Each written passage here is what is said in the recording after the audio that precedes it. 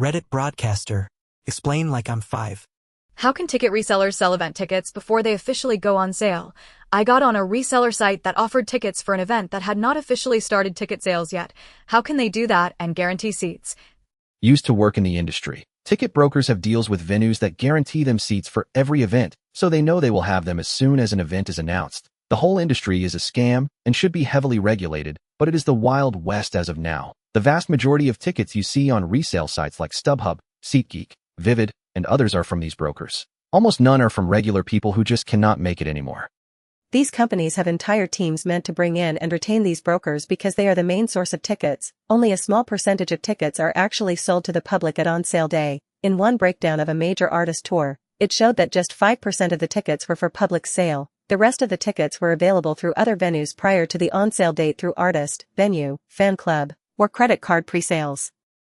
How do we know the exact number of calories, protein, carbs, fats, vitamins and other nutrients present in food? Does this number include only the edible part or is it the whole food, like with chicken bones? A calorie is a unit of measurement for energy, the same way that a joule is. We measure this by drying out an item of food as much as possible to remove its water content, placing it in a chamber filled with water, then burning the food and measuring the change in temperature of the water to measure the energy released. Everything with mass has energy, but your body might store some, all, or none depending on the item.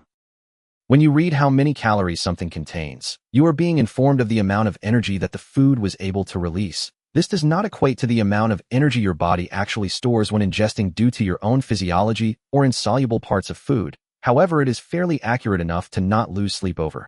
Wood contains a lot of energy, but our bodies cannot digest it, so we cannot access its energy when consumed. To answer the second part, it generally only addresses the parts you are expected to eat. Nutrition facts are not usually released in terms of one whole chicken. It is more like the nutritional value of chicken meat per ounce, packaged food. Like macaroni and cheese, will often list both the nutritional info for what is actually in the box, as well for the finished product if you prepare it as instructed. You can just add up the calories of the ingredients. Or you dry the food and burn it using a bomb calorimeter. The calorimeter allows you to measure the energy released. It is a very scientific way to see exactly how much potential fuel is inside the things we eat every single day. True ELI5 answer is lots of laboratory testing, but the values on the box are only an estimate. There are plenty of variables that can influence the actual calorie or nutritional values of your food. The actual values compared to the label can vary by as much as 10 to 20%, so it is never a perfect science.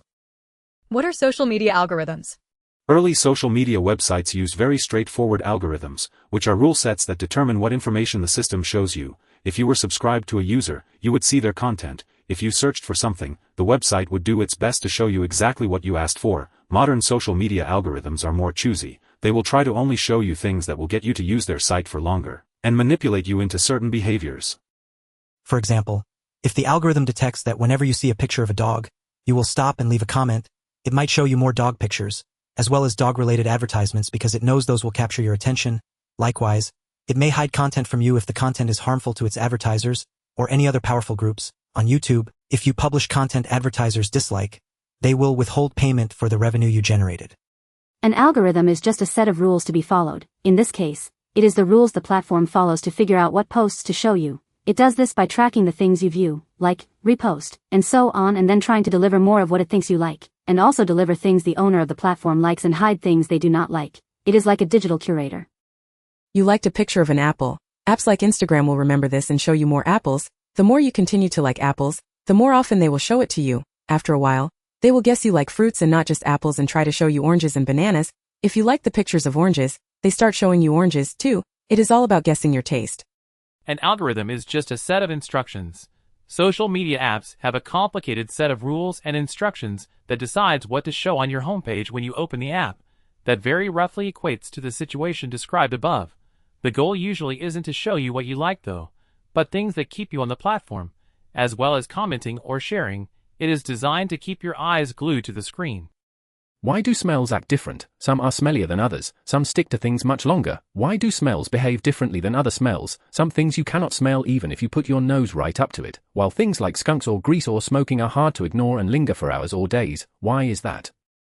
In the simplest terms, there are two parts to a smell: what it is made of and how sensitive humans are to it. What it is made of has a big effect on how it moves in the air and how long it lasts. For example, a smell from something more watery like hand sanitizer might go away faster than something more oily like lotion. How strong a smell is to us depends on how much gets into our nose and how important it is.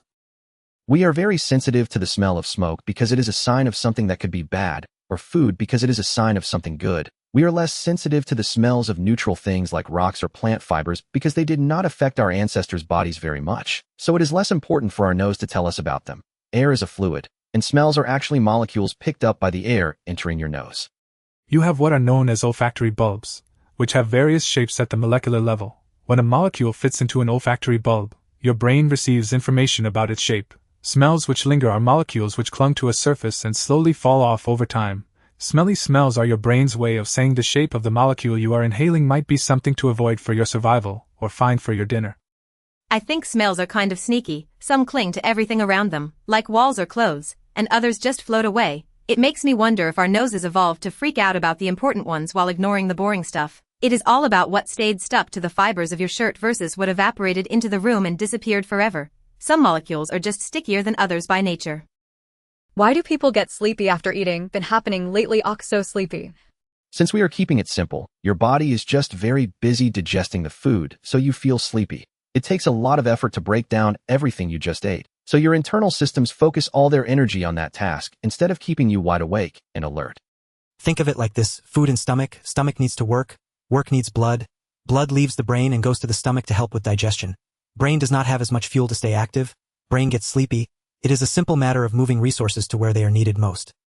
Your body can optimize for digestion or physical exertion, but not both at once. So when you eat and are safe, your body says, okay, why don't you take a nap so I can digest this food? On the other hand, if you are in danger after eating, your body might make you barf so it can focus on running instead of digestion.